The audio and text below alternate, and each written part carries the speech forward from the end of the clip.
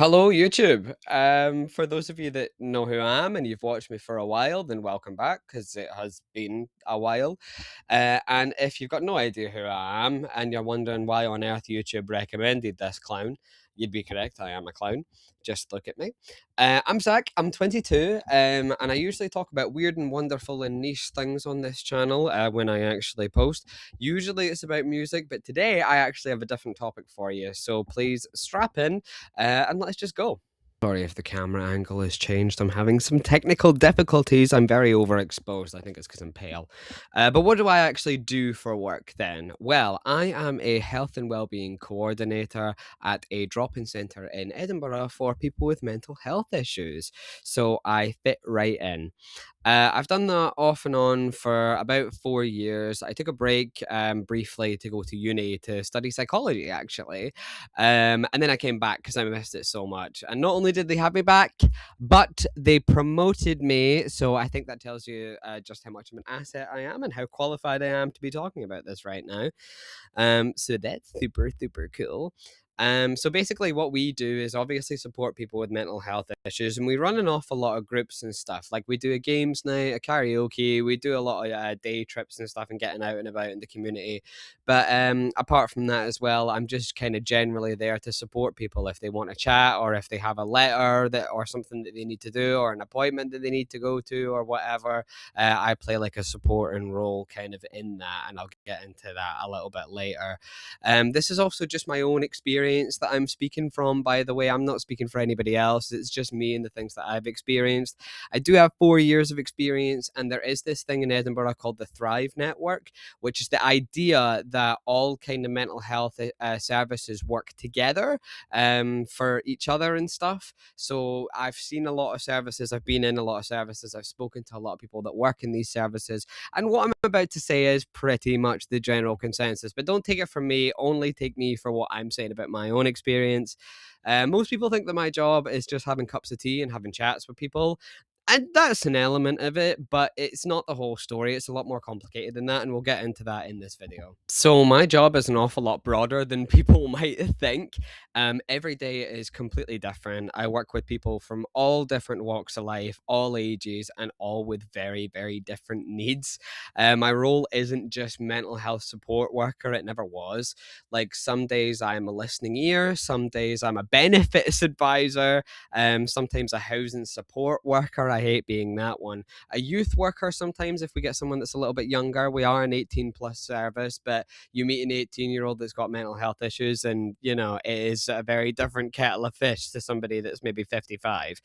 You have to be a mentor, a crisis manager. You need to de-escalate things. You need to be a mediator and a signposter as well. You need to be able to say, that's outside of my area of expertise, but I know somewhere that could help with that and that sort of thing.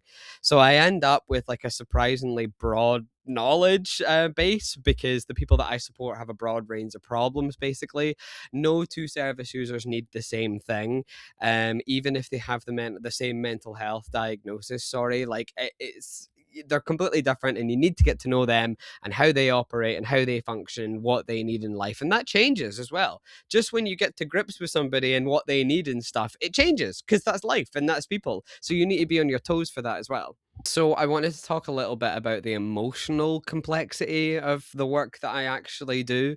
I'm helping people through some of like the worst periods of their lives. Many people are dealing with things like severe mental illness and chronic mental illness as well. That does not just go away. No mental health issue does. Dealing with addiction, poverty, homelessness, trauma, and loneliness. Loneliness is like a massive, massive part of all of these things. And I often can't fix the problem. I can't just come in and fix it. Sometimes the best that I can do is be present and be consistent, be that person and that friendly face, well, semi-friendly face, and at least recognizable, very recognizable, that they're seeing every day and that they can get a little bit of support from every day. And that can be really, really rewarding, but also can be frustrating when you really care about someone and you know that their situation isn't improving, because that's mental health. And when there's so many elements to it, it only takes one for the whole thing to fall apart and all the wheels to fall off. So even if I'm doing a great job, maybe their psychiatrist is doing a really terrible job, as some psychiatrists do. Some are excellent, some not so much. That's the same with anything. But all it takes is for their psychiatrist to maybe fuck around with their medication for no reason, because that's happened before. And then all the wheels fall off of it. And it's not my fault. And I can't do anything to fix it because I'm not their psychiatrist. But I'm still part of their mental health team and need to try my best to navigate that situation with them, which is really tough. And I think why a lot of it is so hard is just because it's hard work, and it takes a lot out of you, but also because we have a massive training problem. So basically, one of the biggest surprises for people when I'm telling them about my job would be how little the training is role specific and how little of it there actually is. So basically, the company that owns our drop in is actually primarily a care provider, and that's kind of shifting around and whatever, but for now, it's a care provider. So most of our mandatory training is aimed at care settings rather than community mental health support. So, like, we do moving and handling training, hoist training, medication administration, and other like sort of care related procedures. And they're obviously really important skills in the correct environment, but they aren't what I actually do day to day.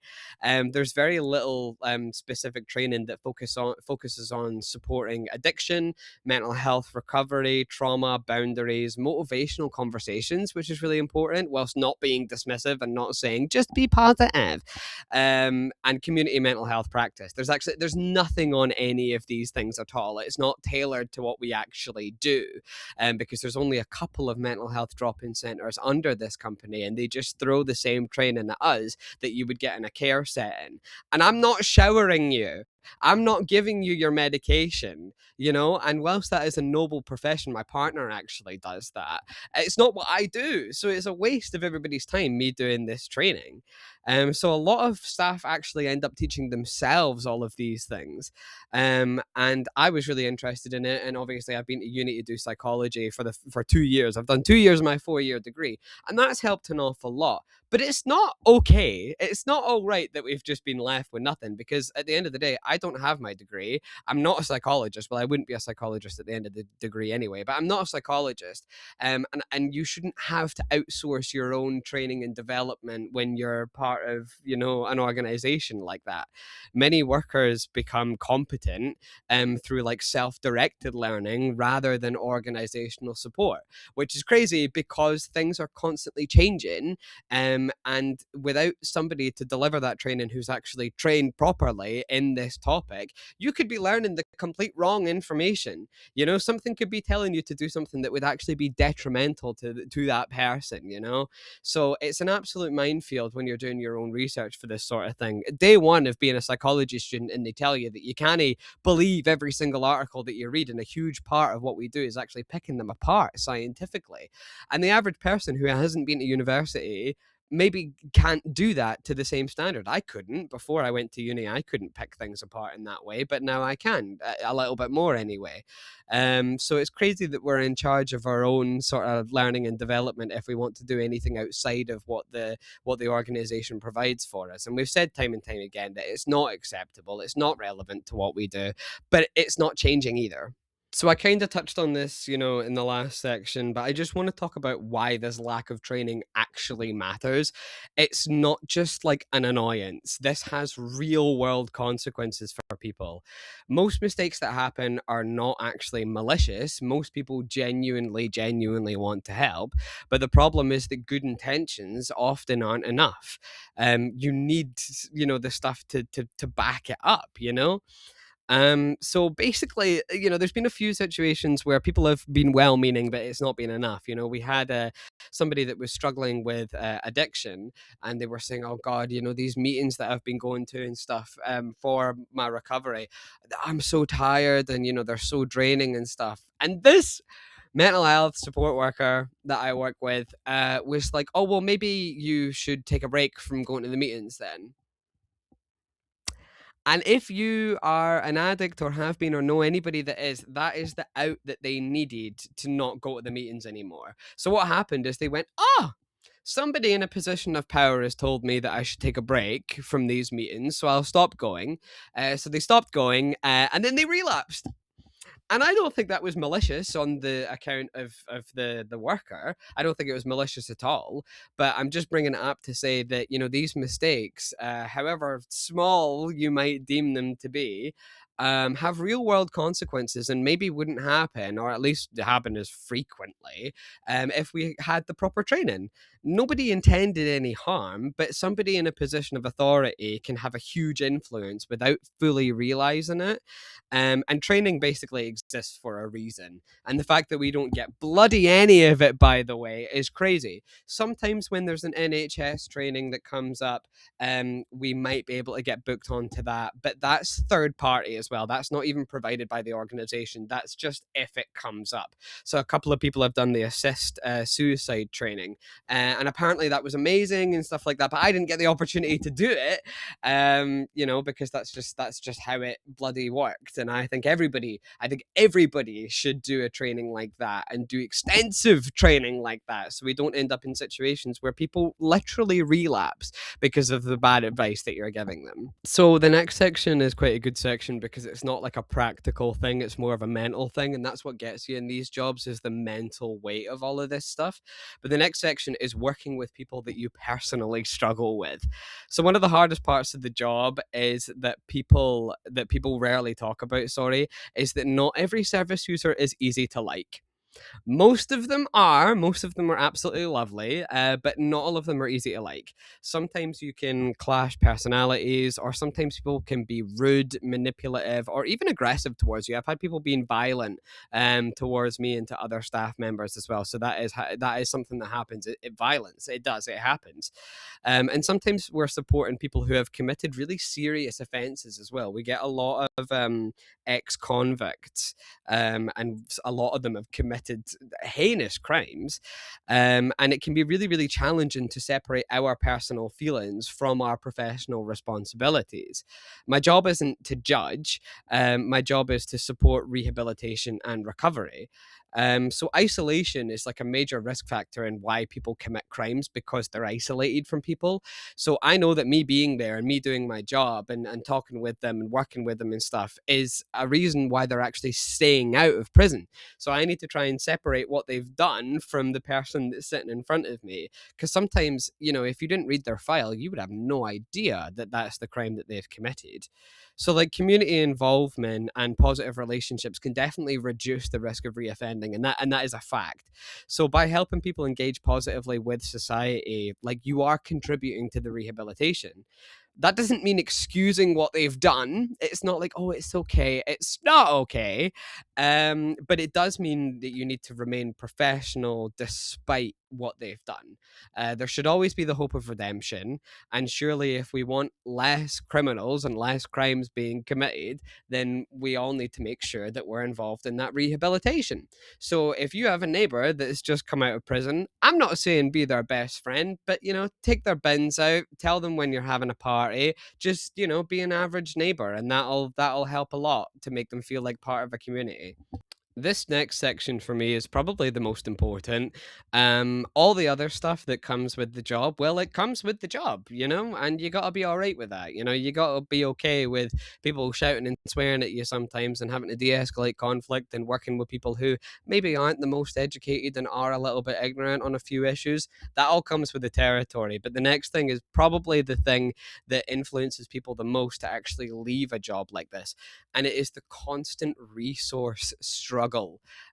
So basically, another thing that people don't see is the funding pressure behind all of this stuff. The expectations keep increasing whilst the budgets actually keep shrinking.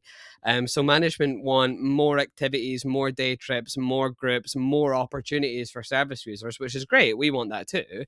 But there's actually less and less money available to actually make those things happen. So staff are like expected to be creative and resourceful, which hopefully a lot of the time we are. But eventually there's only so much you can do with so little money. It can feel like you're being asked to perform miracles, basically. And I'm like, I'm not Jesus. Like, I can't do this, So it is really frustrating being criticized by management for not delivering things that were never properly funded. And you're communicating all of this, you know, you're actually setting out the numbers for them, being like, this is what you want me to do, this is how much it costs, and this is how much money you've given me to make it happen. Add it up, make it make sense, and they all just come back with you with some bullshit management answer that's like, "Oh, you just need to think yes." Oh, that's something that management really push in my company. Think yes. You know, before you think no, we can't do that. Think yes, make it happen, make it happen. It's like, okay, well, give me a little bit more money to make it happen, and then I'll fucking make it happen. You know, that's the bottom line. I could do it if I had the fucking money, which brings me nicely onto the next section, is about spending our own money. So it is super, super common for staff to quietly spend their own money on shit because you just think, oh, it's, you know, it's a fiver here, a tenner there, it's fine. But it fucking adds up, you know? I was asking management for toilet brushes for months. A toilet brush. And it never happened. I don't know why. So I just went out and got my own goddamn toilet brushes out of my own pocket. And that happens all the time. And it really adds up. Like if I added up the amount of money that I've spent on that place, I think I would be shocked. So you buy small things for activities and stuff, and you're covering costs that you really shouldn't be. And it's coming out of like staff pockets, obviously. And it's not because we're expected to. In fact, if management knew about this, they'd be like, oh no, don't do that. You know, it's your money and stuff like that. They would oppose it. But it's because you care about the people and you care about the service. And the uncomfortable reality is that we often fill the gaps that funding should be filling, and it's not. And we already don't get paid an awful lot of money for the work that we do. We do not. We just make just above minimum wage for the work that we do, by the way. So to have to pay out of pocket for things is something that I hear teachers say all the time as well. They have to pay out of pocket for things as well. And I'm on much, much less than a teacher as well. Not that they're adequately financially compensated for the work that they do either, because they're absolutely not. So if you know a teacher, please be kind to them, buy them a nice bottle of something, because they probably need it. But so do care workers and mental health workers, guys. So another thing that I wanted to talk about in this funding section was the fact that I don't know if we are going to get closed down or not. So basically, in March of 2026, I'm slightly overexposed. Anyway, in March of 2026, that's when our funding was running out. So we weren't sure if we were going to get funded again after that or if we were going to close. Thank God we were funded until March 2027. But when March 2027 rolls around, we're going to be in exact the same position where we don't know if we're staying open or not. So it is really disheartening putting in such a graft all the time, putting in a shift and a half every time you go to work, you know, working with people with really, really complex things and trying to navigate that with them without having the proper training, as mentioned, and without being paid adequately for what you're doing. And then being told that you're not even sure you're going to have a job come March 2027. And for me, it's not a massive issue because I'm a student and, you know, I'll get a job after my degree and stuff. But see, for my coworkers, that's their job. That's their job, and they don't want to go elsewhere. They don't want to get chucked to the other side of the country doing a completely different job. They want to work there, because that's what attracts you to a place like that, because you've been there. Like, you've had mental health issues, you've had struggles in your life, so that's what spurs you on to pursue a career in that. And not everybody's like that. Not everybody's cut out for it. And when your staff gets treated like shit, it's really hard. It's really bloody hard to come to work every day and plaster a big smile on your face and do the best that you can for the service users with the threat of the place shutting looming over you constantly. And I'm really overexposed. But there is a rewarding side to all of this, obviously. I really don't want to make this entirely negative. I mean, I love my goddamn job. That's why I'm so passionate about this, and that's why I'm ranting on YouTube about it, because I love my goddamn job. The reason that people stay in these jobs isn't the pay, it's not the training, it's not the resources, it's the people. It's the people. And seeing someone gain confidence and watching somebody slowly rebuild their life after a massive trauma, or seeing somebody who was isolated become part of a community again, or watching people achieve things that they never thought were possible, even if it's small things, small victories often mean more than people actually realize. Sometimes simply providing a safe place can make a huge, huge difference. And I hope that I do, because that's why I do it. So to conclude the video, the work is really rewarding, but it's far more complex than what people actually realize. Staff are often expected to wear 10 different hats at once, and I can't even wear one, so that's really hard. And better training would protect both staff and service users. It would literally be good for everybody. So why it doesn't happen, I'll never know. Or is it because they have very deep pockets? There's a reason why charity owners are some of the richest people in the world.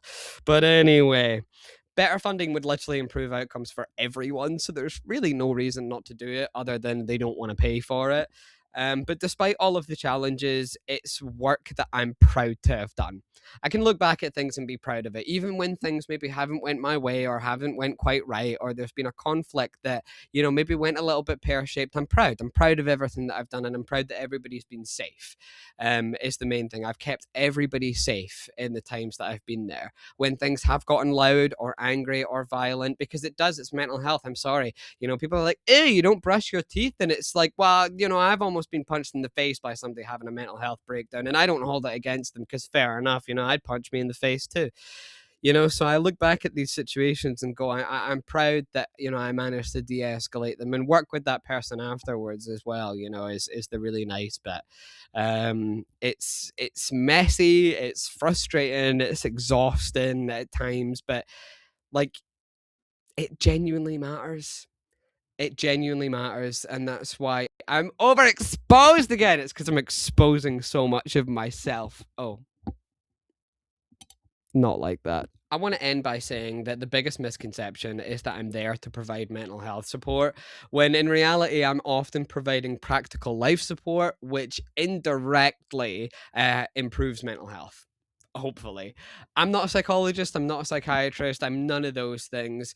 And I can't make your mental health issue go away. Nobody really can, but I think psychologists and psychiatrists can do an awful lot for it, especially nowadays. But I can't, because I'm not qualified for that yet. But what I can do is, if you're interested in getting back into work, or if you've had a dispute with the job center, or if you've got a letter through the door that you're not really sure you understand, or if there's a new skill that you want to pick up, or if you have a GP appointment and you don't know what to say to them, I'll help you with all that shit. I can't make your mental health issue go away, but I can make a lot of other issues in your life go away. So hopefully you can focus a little bit more on your mental health issues. It's really as simple as that, or at least it should be. It would be if we were trained, paid, and given the correct resources to do our job. But basically, I work with amazing people, amazing service users. I love my job. I'm not thinking of leaving anytime soon, but I think the reason why people do is everything that I've just said in this video. So thank you very much for watching. If you didn't know an awful lot about this stuff, then I hope you do now, if you've not done a job like this. Please don't think that mental health support workers don't do anything. We do an awful fucking lot. And yeah, I'm so white. I'm so white. But yeah, if you know somebody that's in a job like this, teacher, mental health professional, support worker, social worker, doctor, nurse, whatever, be kind to them, because we are struggling. Thank you very much for watching this video, and maybe I'll see you later if I decide to make another one.